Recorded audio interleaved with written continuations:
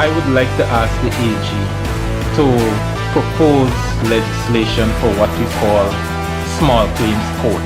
There are lots of poor people, to an example you just gave, that they have issues with others and sometimes with large firms, but the lawyer fee is greater than the fee you're claiming.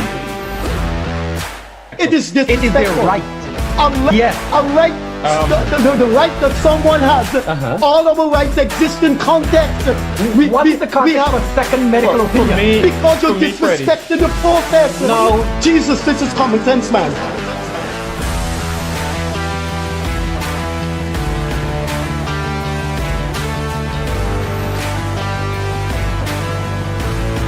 Any situation which you seem to do, you're just dealing with Afro-Guyanese issues. If one, you can't bring and pull the leaders of the African community together, you're failing. And if two, you can't put forward a future, a blueprint, and a plan for African Guyanese, you're failing as well.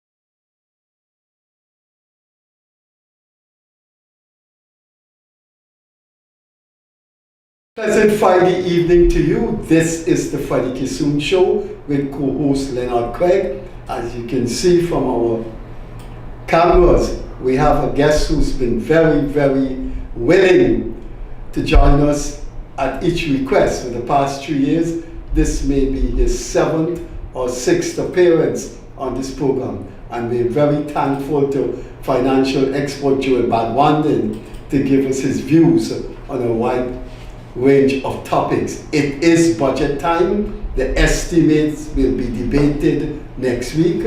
The actual budget was laid in Parliament, and so we know who gets what, when, and how. And so we will ask Bhagwandin to give us his thoughts on the budget. I start first by asking perhaps the simplest of questions a media operative can ask his guest. Joel, beginning with A plus to D minus, what grade would you give this budget? A. A, okay.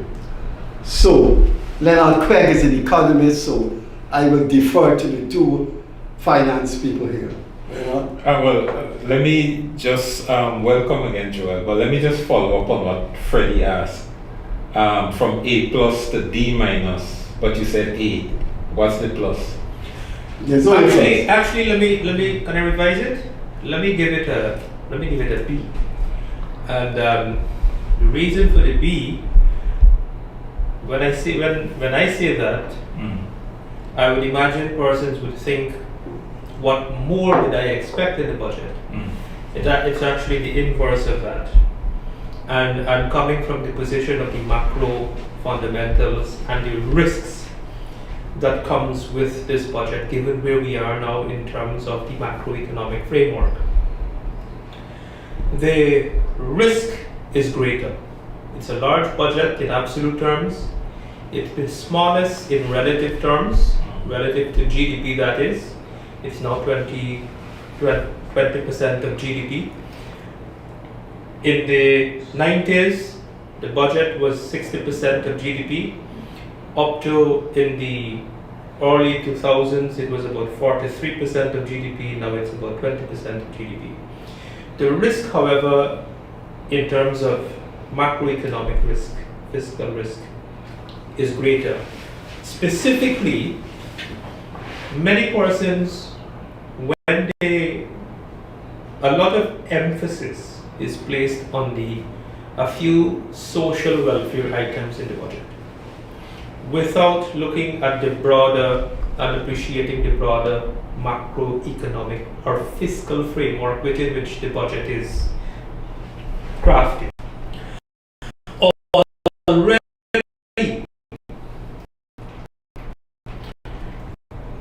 Already, in the budget is more than 100% of non-oil revenue.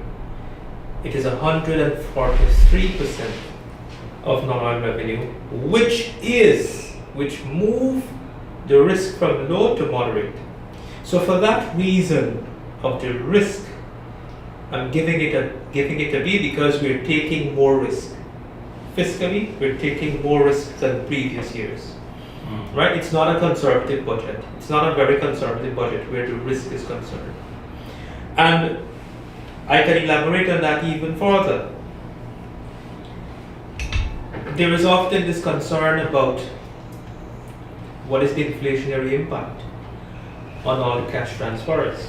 Yet you have persons contending that the subsidies, cash transfers, etc.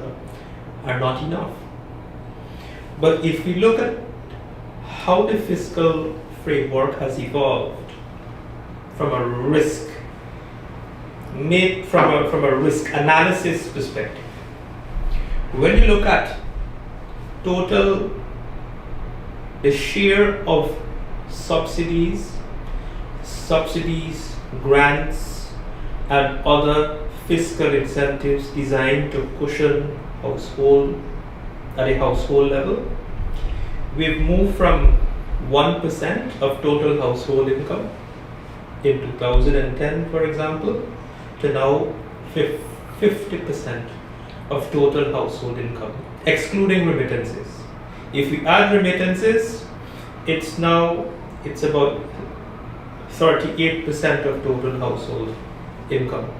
So we're spending more on recurrent expenditure, far exceeding our non-oil revenue or our tax revenue. And why that is not such a healthy thing to do in terms of fiscal prudence is because your recurrent expenditure really should not exceed your recurrent non-oil revenue, because oil prices are volatile. Today oil prices is back where it was in 2015. All right, so oil prices are volatile, and if you look at the revenue composition, the total NRF withdrawal is 495 billion. The total non-oil revenue is about 506 billion, greater than the NRF withdrawal. So, in terms of fiscal prudence, right? You want to ensure that your recurrent expenditure in the budget is at least less than or minimum equal to your recurrent tax revenue. But we've gone over, which means the government is taking greater risk. And this is what people have to understand with the risk. If government now is to listen to of course, they're taking greater risk to meet the needs and expectations of the population, but there is a limit. There is a limit because if you go beyond a certain level, if you take it up, I would say there are three levels of risk, broadly speaking: low, moderate, and high. We have moved from low to moderate now in terms of what we're doing. In terms of the fiscal framework of this budget, it's now moderated risk. Not low, not high, but we're in the middle. And we've got to be careful not to take it in the high risk range, because you're going to end up in serious problems in the medium to long term. A place where we came from historically. You don't want to have a fiscal collapse. You don't want to we go down to the road of bankruptcy again, right? So that's why I said it's B, I put it on the scale of B, not because I expected more. In fact, strictly professionally speaking, it should have been more measured, it should have been less on the recurrent side. Because let me tell you now about the inflationary impact. There's the argument of, well, there's a legitimate concern about inflation. Yes, we're seeing increase in food prices. Now in the CPI, Consumer Price Index, you have different basket of goods, each sub indice carry different weight in that basket. All the other sub indices, utilities, housing, telephone bills, and that type of stuff, those indices have actually remained stable, and some of them you've actually had lower costs. For example, the biggest one is your telephone bill. Telephone bill, as a direct result of government policies, liberalization of the sector, more competition in the sector, more investments by the private sector, enabled by government policy framework, you now have cheaper telephone data plan and so on, cheaper access than compared to 15 years ago. But food prices, because it's imported prices, it's two things fundamentally: imported food prices and demand and supply dynamics within the domestic market. In order to stabilize prices, it means we have to build out the economy, expand the productive base of the economy, expand production so that you can have stabilized prices. That takes time. And that is why the investment in infrastructure, all the capital projects and so on that we're undertaking, investing in the power plants, building the bridges, building the road infrastructure and all the other infrastructure and technology as well, those are important to, in the long run, stabilize prices, because you got to increase production. Coming back to the question of inflation and back to the risk, when you look at the level of savings deposit we have in the banking sector, the level of savings we have, individual savings, have risen threefold in the last 5 years. Threefold. If you now look at what we call in economics, you would know this well, marginal propensity to consume, the MPC ratio. Marginal, for the viewers' benefit, the marginal propensity to consume is a ratio in economic analysis that measures what percentage or what share of additional income earned is spent on consumption, and that ratio also implies the marginal propensity to save. So when I look at that ratio based on the data and the framework, the economic models that I have, the marginal propensity to consume between the 2015 and 2020 period, at one time it was as high as 175% or 1.75. That ratio, situated within the economic conditions at that time, is consistent with the adverse conditions. You had high rates of unemployment, you had loss of income.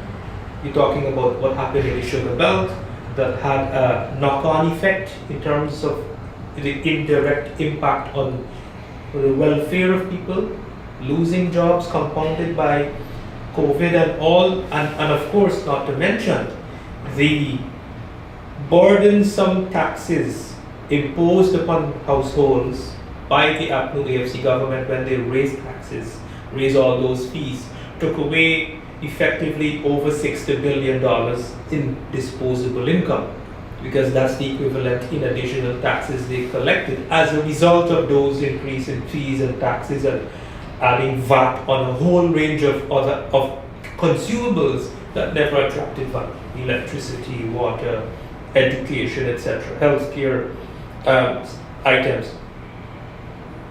So that ratio then means when you have a marginal propensity to consume ratio of more than 1, it means you're spending more money than the additional income earned. And where is that extra coming from? Where is the 0.75 coming from? It's either coming from borrowing or from your savings. And if you look at the data, it didn't come from borrowing, because in order to borrow, you got to have income to support that borrowed money, to support the repayment of that loan. So if you look at the trend in savings at that time, we saw savings dip. So people who lost income, who lost their jobs, they had to go into their savings, and so that is why the marginal propensity to consume then was 175%. Now, from 2020 to 2025, the marginal propensity to consume ratio is 60%. So that means people are spending 60 cents on every additional dollar earned between 2020 to 2025, which is a good thing. It means they're saving 40 cents on every dollar, or 40%, which is a good thing because that is helping to stabilize inflation. And this again tied to my B grade, because if you have a sudden surge in spending on consumption, we're in trouble. All the extra money earned in that the government is giving out in social welfare and grants and wages, it will erode in value.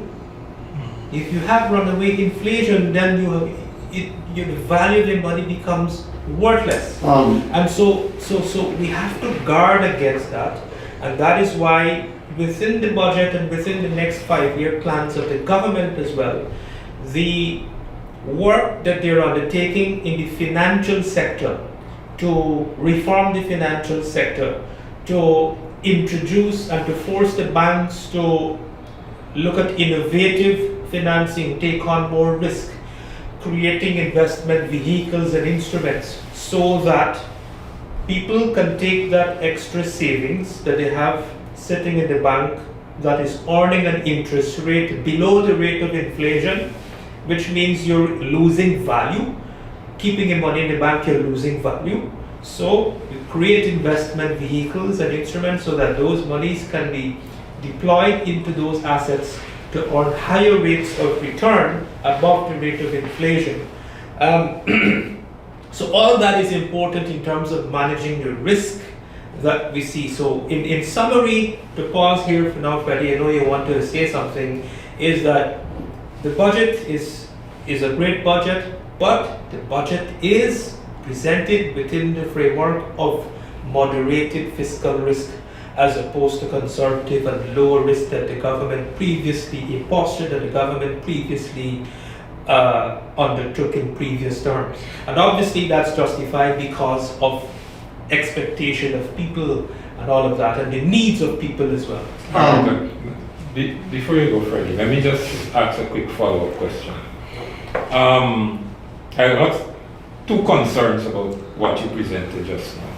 Concern number one, it sounds as though you are not a friend of shifting more money. Well, most of the recurrent expenditure comes through public servant wages and salaries, the pension, the disability thing, the school vouchers and all those kinds of things. Then you also mentioned that increases in taxes is hurting certain aspect of the to use your term, the conservativeness of the financial architecture. Now, how do you level the two? So if people are clamoring, let's say, to reduce taxes on vehicles, reduce taxes on gasoline and oils and so on, which means then that as much money that could have been going to the treasury will not be going. It's going to support cushioning household, yeah. Right.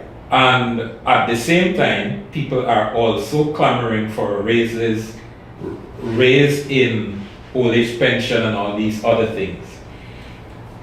It therefore means then you raise on this side, lower on this side, then your recurrent expenditure will happen exactly as you outlined. It will become higher than the taxes you take in.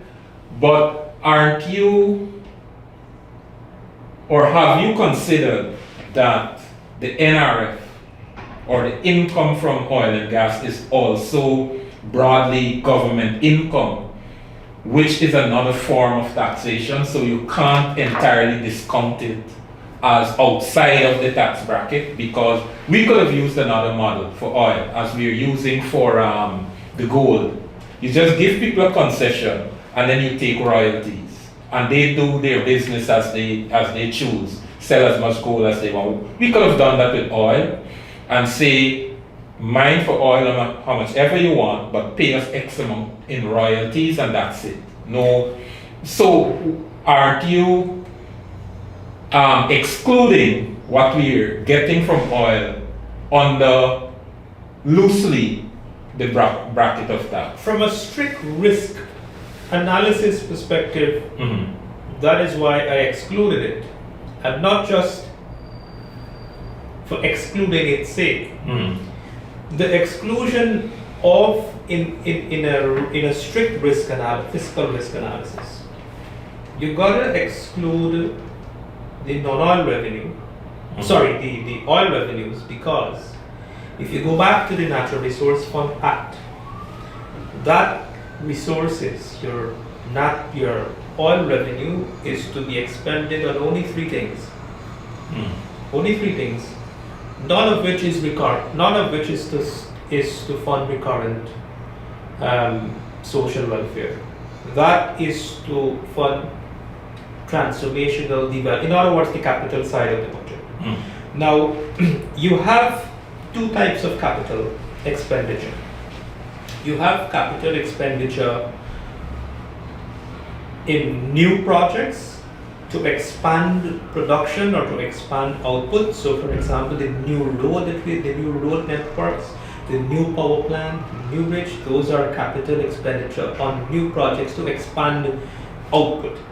Then you have maintenance capital, which is to maintain, you build the infrastructure, you have to maintain it. So, strictly speaking, if we go to the legislation now, the legal framework in which that fund is to be utilized, it is to be expended on those types of projects. So in healthcare, for example, you have capital expenditures that would build out the healthcare infrastructure.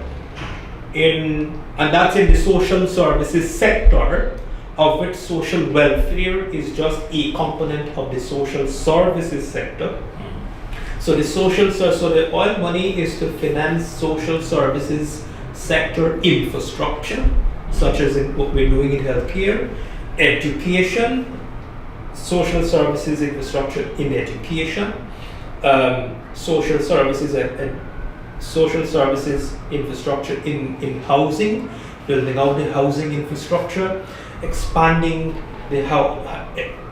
deploying resources to meet the housing demand needs. We're moving now from just distributing house lots and some amount of turnkey to now more turnkey. We're talking about 8,000 housing units and capital. So for that reason, I excluded from a strict risk analysis standpoint. But yes, of course, if you look at it now from as the total revenue, then it's less. It's far less, the recurrent expenditure. But you also have to be mindful of the risk, because where does recurrent if you look at it within the long-term sustainable development, within the framework of sustainable development means how do we diversify the non-oil economy? And so that resources from oil revenue is to diversify and expand the non-oil economy in terms of its share of the total economy. So if we dissect GDP, non-oil GDP, when in the initial years when we added oil production to that equation, non-oil economy came down to 60%, from 100%, which was our total economy without oil, to 60%. Now the non-oil economy is about 30% of GDP. Now if we look at it from that angle alone, some people would say, oh, the non-oil economy is shrinking. No, it's not shrinking. In absolute terms, the non-oil economy is expanding. What is important, you have to look at the composition of non-oil economy. And if you look at the composition of non-oil economy, the agriculture and fishing sector, forestry, the manufacturing sector, the construction sector, the services sector, if you look at the share of or the composition of non-oil economy of those sectors from the pre-oil period to the post-oil period, it has remained relatively unchanged. So what that means, if agriculture was 20-25% of GDP before oil, it remains at 20-25% of GDP. Services, if it was 40% of non-oil GDP, it remains 40%. So that is an important story there. The story is that the share of non-oil GDP to total economy is 30% from 60%, but the composition of non-oil economy remains the same. And that speaks to the impact of government's investment in the non-oil economy to keep growing it, to keep expanding output in those sectors, to keep transforming those sectors. Now, when oil production plateaus, right, when we reach the peak level and then it becomes stabilized at that level, then the share of oil or the share of non-oil economy will expand relative to the total size of GDP. And in order to achieve those targets, government has to continue to invest in all these other sectors. Let me interject. I hear what you say, but given all that you have just said, doesn't it make sense to actually expose yourself to some extra risk to because broadly speaking, there are two levels of citizens or two levels of people in your country: those who save and those who invest. Some people will not take the risk to go and invest, they'll just put their money in the bank and watch it, and as you said, they're losing value. And the people who can create value will go to the bank and borrow. Right. Good. So if the government wants to stimulate, for example, some more consumption for a definite period of time, and stimulate more savings to make more money available to investors, because investors will not come to your country unless there is sufficient consumption to make it make sense. Yeah. So then doesn't it make sense, the approach the government is taking? I am not, yes, it makes perfect sense. I am not, understand me clearly, I am not opposed to the risk, the more risk that they're taking. Because if we now look at our buffers, if you look at our reserve comprised of net reserve in the Bank of Guyana as well as net reserve in the NRF.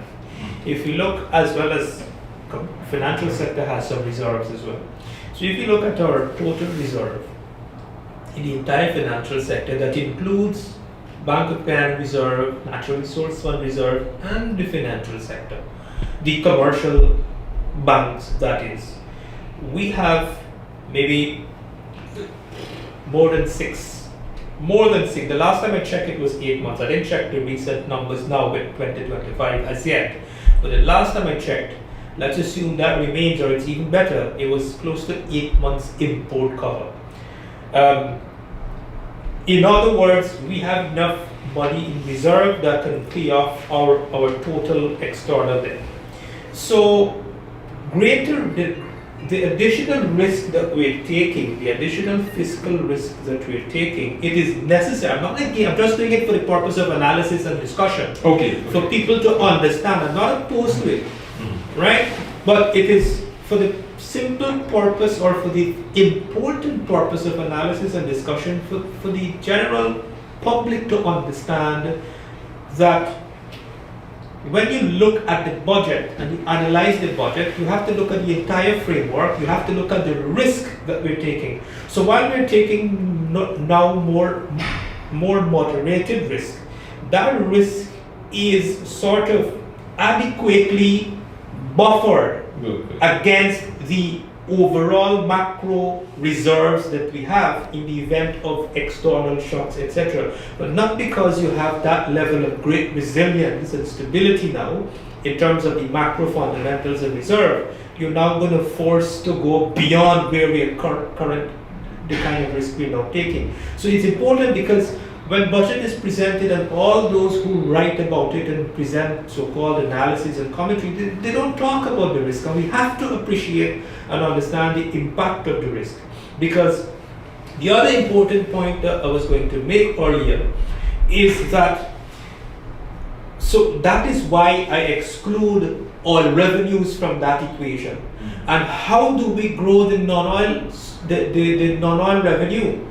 The only way to grow that is by diversifying the economy in a sustainable way, by expanding the productive sectors of the economy and creating new growth poles, introducing new types of investment, creating new types of industries, the orange economy, for example, moving towards greater industrialization after we would have built the power plant and have cheaper energy, because that's the only way you're going to generate more wealth, create companies that are going to generate more revenue. From that they pay more income, from that they pay more taxes, and so the non-tax base will grow based on that expansionary fiscal stance. But we have to make the investment. Joel, tell me if you accept it, and when you do, if you could offer economic financial explanation.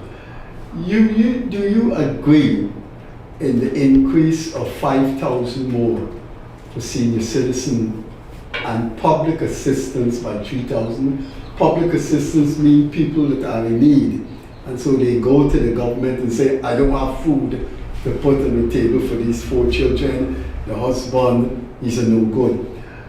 Do you accept 3,000 more for public assistance and 5,000 more for senior citizen pension? But I just answered the question. That was the I just answered what the he question. just gave was the answer. That was the answer. But I want to hear you say, yes, I accept. Oh, okay. So let me deal with it this way. Is that the only thing that group of people will be getting from the budget? The answer is no. They will be getting everything else in the budget. Yeah, I know the traditional thing. Hospitals, right. social. The question that you really should ask is not, do I accept $3,000 more? Can we afford to provide more, and how much more, and at what cost? All right. Well, having said that, right, we could afford to take VAT off for jewelry production. We have a long list of consumables, hundreds of items, hundreds of consumables that are VAT free. No, but I asked you specifically. Could we afford, you said, you asked the if question. we couldn't afford to take it off, we wouldn't take it off. Right, so they could afford to take it off.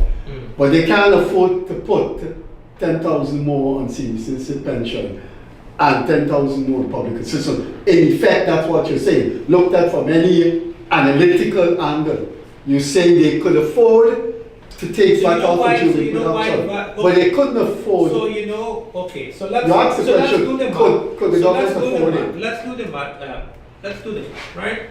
Let's take your number 10,000, right? How many pensioners do we have? Well, let's stop there. There's No. a problem that we don't know. We don't know how Policy many making, pensioners. we have, I think the last number, it's more now, the last number 65. was 70,000. That is right? That is last year. 70,000. It's now 95. So that's $700 million more a month. You're talking about $8.4 billion more a year, just for that one, right? Now let's put the goal. I see persons talking about this goal thing. Why VAT is removed from gold? Jewelry. You know what's the cost for gold now? You know where gold prices are now? 5,000. The last price I checked was $5,100 US. You know where gold prices was in 2013? less than $1,000, $1,200, $1,500. Today it's $5,100. So, who are the consumers of gold products? Who are the consumers of gold products? So you tell me, I'm listening. No, it's a rhetorical question. If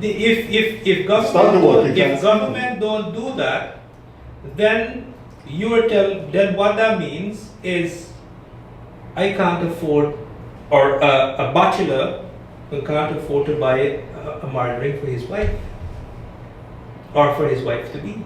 That's stretching. That's Right? stretching. No, that's the reality. There's a second more. That's the reality. Right? While I'm not the interviewee, but let me just plug something quickly that we are probably missing. There's specifically on the gold thing, and I'm with you when it comes to offering just a little more to pensioners and so on. And a little more? And much more. In my case, I have a little formula which I think I could use to show why a few dollars more could be added. But outside of that, on the gold, on the gold thing, just now, on the gold thing, there's a more fundamental reason why the VAT had to be removed. If you notice, your neighborhood goldsmiths, the number of I wasn't. Hold on. No, but let me finish, Freddie, let me finish. Economics work. No, but Freddie, let me finish. I don't want it to feel that I'm against the thing. No, It was a I'm explaining to you. juxtaposition. I'm explaining to you why it is necessary, even in the face of in your case, an unsatisfactory increase. It's an unsatisfactory increase. But you pick on the gold people, and I'm explaining to the public why VAT removal from gold is as important. And one of the issues would be that if you look at the number of neighborhood goldsmiths, they have literally disappeared from the landscape. And the people who are making gold jewelry now are the more corporate establishment, and they are feeling the same squeeze that extinct the neighborhood gold man. It is threatening an entire industry with that refined gold right here in Guyana. Otherwise, we can become export gold and then buy back. Right. You see, and the government is saving. What's your So Freddie, hold on. But you increase, you said could they afford it?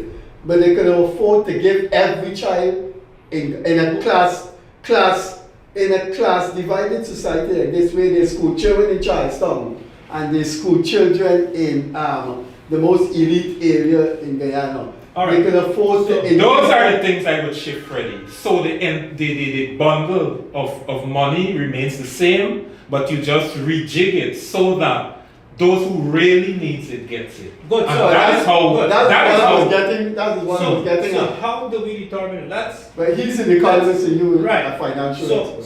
So let's put ourselves in the seat of a policy maker. What does a policy maker have to consider when crafting his budget?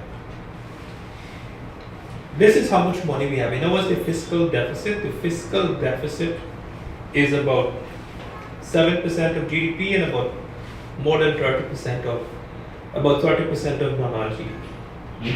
So we're still running a deficit budget, right? How much do we spend on national security?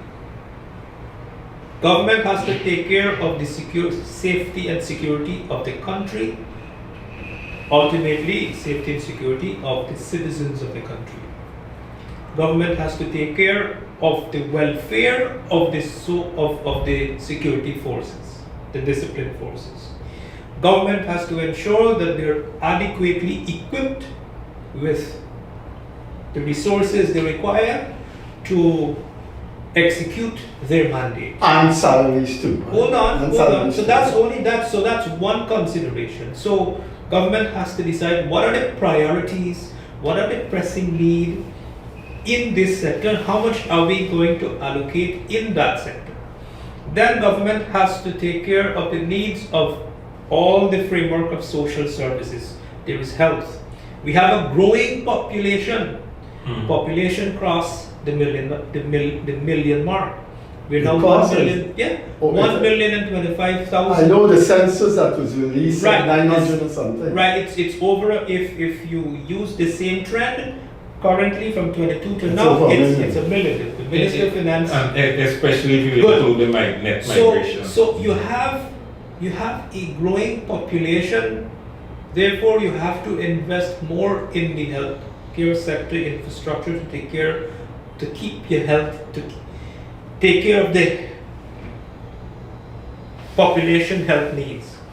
Education. We came from a situation where, or the reality was such that less than 5% of our No, we're in the same wavelength there. We're in the same We're in the same but wavelength. this is I just public want to overall. know, if you can't increase senior citizen pension, I'm you answering your increase question. You- every school child I getting, am answering increase- your question, and when I'm finished answering your question, you then tell me, if you're in the policymaker seat, how you gonna allocate? This is what a policymaker has to take care of. A government has to take care of the needs I of get- all sure, I get you, I in understand. society. Everyone But- in society, every class, every group, No. every segment. So we're talking about housing needs.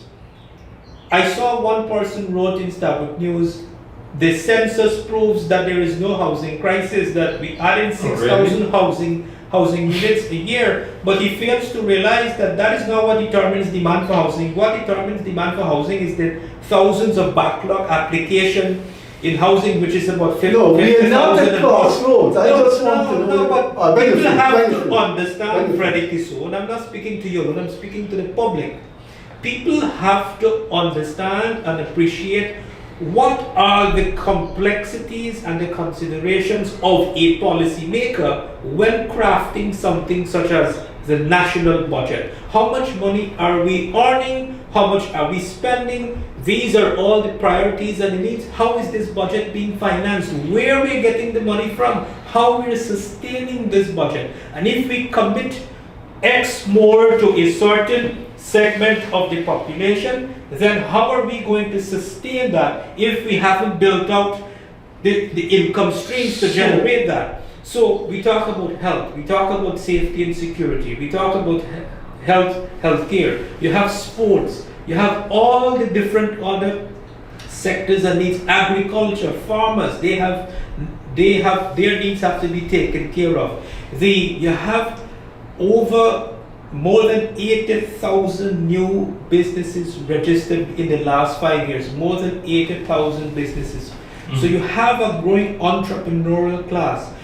We want all these people with entrepreneurial ambition, we want them to succeed as well. What is government doing about those people? Because those people will create value for the rest of other people too. They will create employment. They will pay taxes. So the provisions made for the development bank to provide that support is also important for that. So it's easy to sit and to extract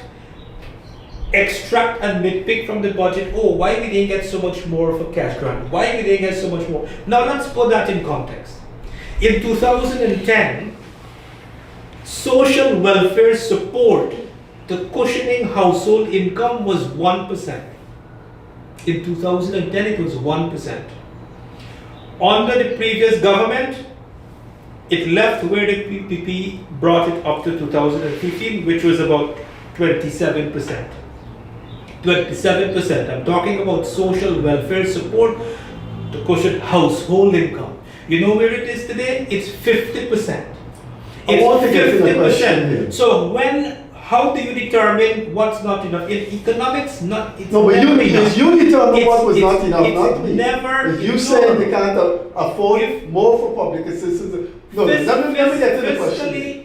Fiscally, a government has to ensure that its framework, it manages the country's finances in a sustainable and responsible manner. I begin my presentation by saying that the government is taking All right. greater I know, risk. let me get to the The question. government is exposing the treasury to greater risk, Let me get to the which is question. fine. Which is fine because we have buffers now. Let me get We to have it. buffers now. Do you want them to take Let more me risk? get to the two-dimensional question here. When ruling parties sit down to craft a budget, and now we're going to move a little bit away from economics to ideology and philosophy. When governments sit down to craft a budget, ideology goes into a budget. It's not that men and women devoid of ideology sit down and craft a budget. They are, especially in the United States, there are people who sit down and craft a budget who feels that entrepreneurship should be encouraged. There are people who feel that certain sectors do not contribute essentially to the economy. So when you sit down and craft a budget, ideological strands are going into that budget, and some sectors, strata, classes may get some more than others. I think that is human nature. Hear what you responded by saying. Could they afford more for public assistance and old age pension? And I think the way you said it is you tend to believe that they couldn't. Could they afford increase from 60,000 to 85,000? Every school child getting that? Could they afford that? So that is an investment. So that is an investment, Freddie. What the government is doing for the school children is an investment in the future. So So I'm glad you pointed out that is an investment for the future. Right. We have. You just answered the question. You know what you did there? Hold on. You didn't answer the question as an economist. You answered that question in an ideological context. No, let me give you the ideological. Hold on. A Marxist or a socialist could say the 78,000 pensioners, there's no investment in that. All of that ideology are all irrelevant to the population. You as a philosopher or a political scientist with a Marxist socialist bent, perform your analysis within those ideological framework.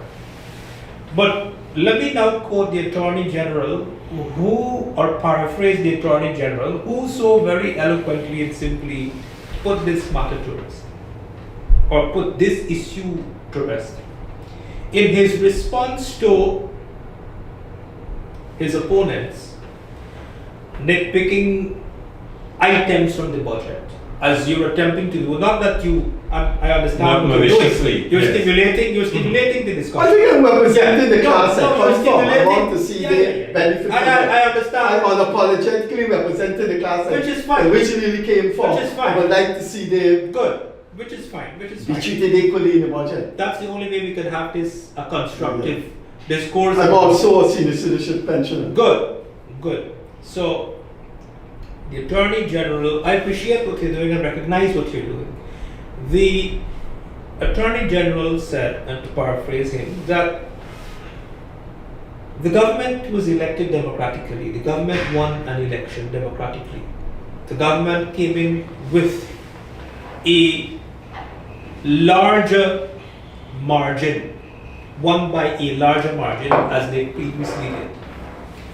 The government campaigned on an agenda. Their agenda is well documented, well articulated in the campaign.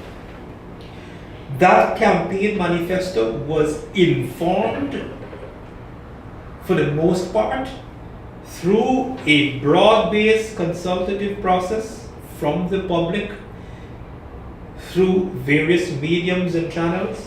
So what is reflected in the government agenda, a lot of it came from the people who voted them into office, and therefore they have a constitutional mandate. The president came after they were elected. The president last year outlined that agenda for the next 5 years at the Artificial Convention Center. That agenda now is what they're implementing through the budget. So we can argue academically about ideology, but the bottom line is that this is what the people voted for. They know what they voted for. This is the people's budget.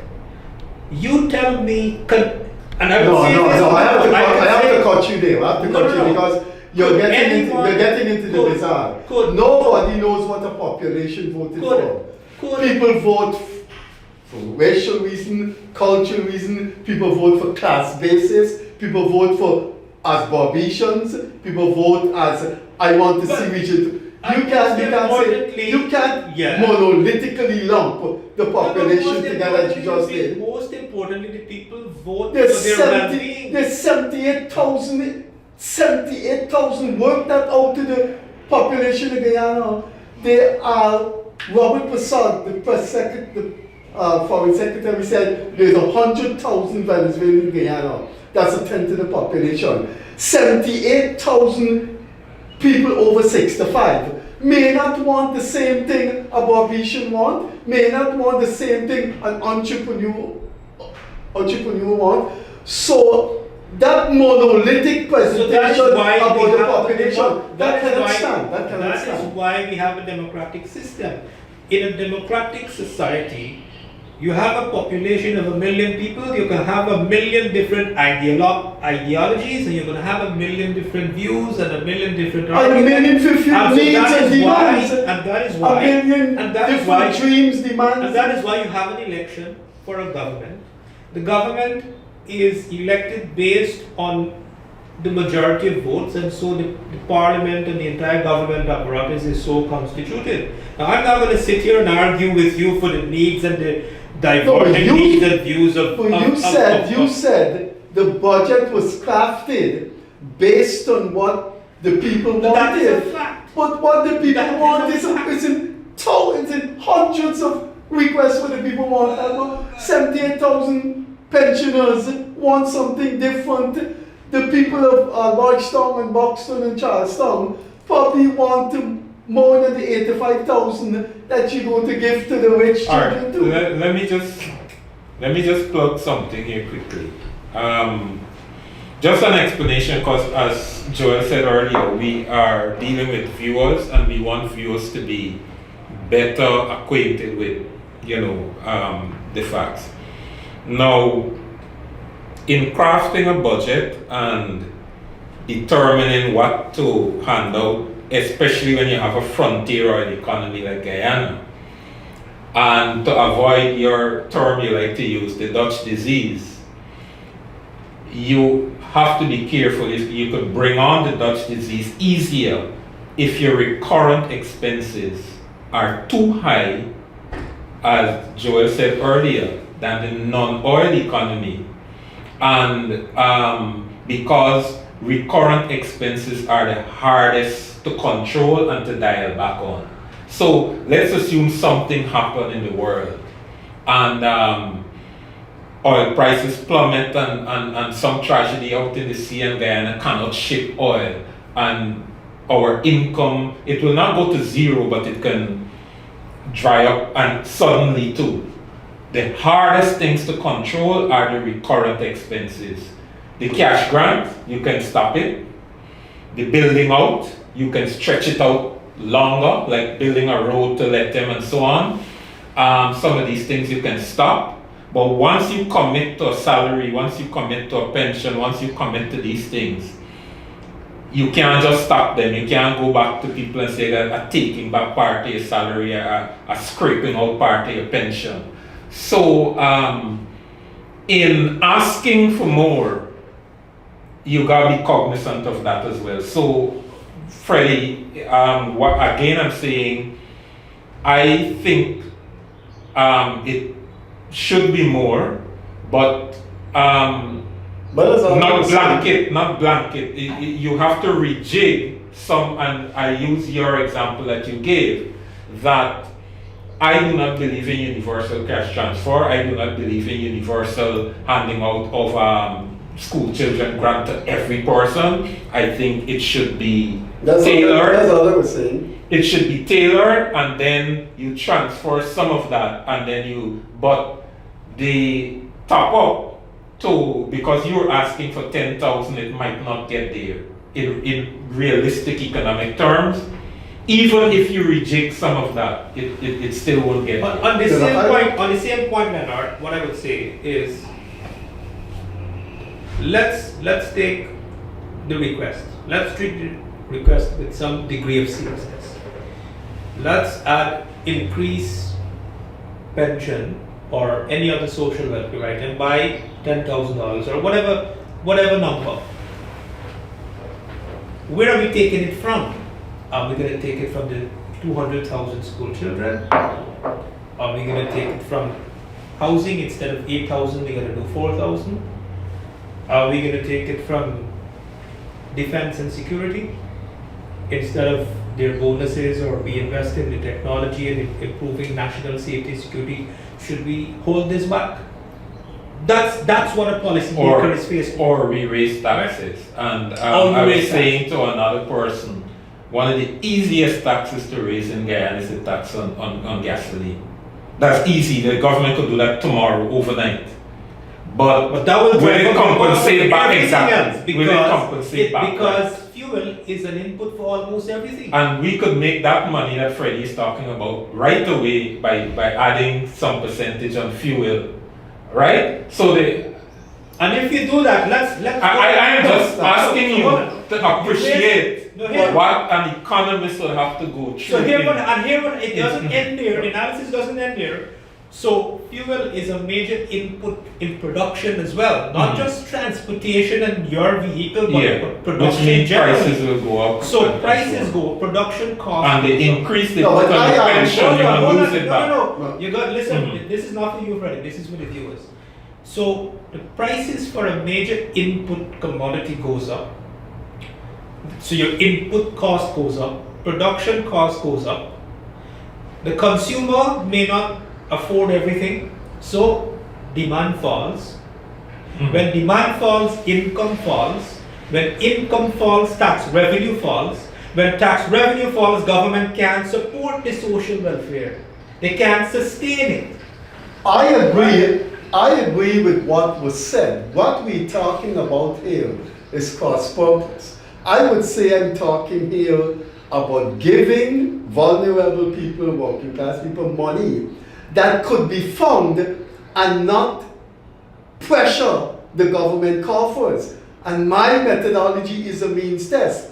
Instead of giving... So that's the fundamental flaw in your ideology, Freddie. Money is not found, money is earned. And when you earn it, you have to sustain it. So, that doesn't contradict what I'm saying. So, you don't find money. Freddie, money is not found. Money has to be created. Money has to be, to create money, you have to earn money. And when you earn it, you have to sustain it. And that is why the only way to earn... I'm just showing you how... No, but I'm showing you how it is. Let Freddie think. In order to earn that money, you have to create it. To create the money, you have to expand the productive sectors of the economy, so that the productive sectors could generate that new money. So it's not this simple all thing. you're saying there, you're giving an ideological position. It's not this simple thing. Money don't fall from the sky. No. Money don't be found. How you finding money for A, B, C, D? You have to earn it and sustain it. But you increase from 60,000 to 85,000 to school children. And some of who, when the day come, they go to the elite eating place and have their lunch.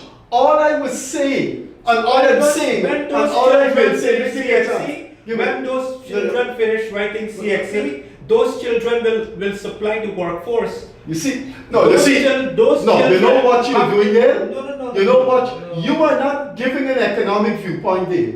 You're giving an ideological position on life and how a country should be run. Now, bear with me.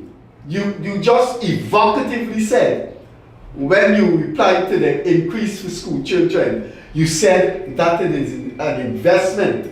So you are telling me Is it not an investment? it is. And I am saying you're not 100% right. You are 1,000% right. But in my ideological world, the state has to take care of those 78,000 people who, after giving 40 years of their lives to build a country, they're no longer an investment. You have a fundamentally flawed misconception. Freddie, do you know, one quick thing, Freddie, do you know that in some countries, even pension is conditional? Guyana has had universal pension for the longest while, but do you know in some countries, even, I'm not talking about a pension that you work and accumulate at your workplace. I'm talking about this social pension that we have, old age pension. In many countries, it is a means test to get it. That's the point I was going to I make. don't have a problem That's with the point I was I going to don't make. have a problem with means I mean, test. a lot of people, A pensioner, a lot of people- if they are 75-year-old people who have investments and have shares. yeah, but listen, There are those who serve the education system and don't have anything. I taught for 26 years at UG. I don't have shares, I don't have land, so there should be a means test for, as you rightfully say, for pension, for school children grant, but essentially I don't think we're talking at cross purposes.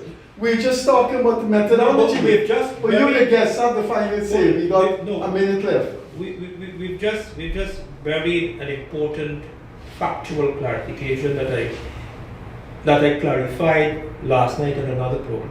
But bring it back to that quickly. There is a perception or a misconception or a view by many, held by many, that this old age pension is your social, your service pension.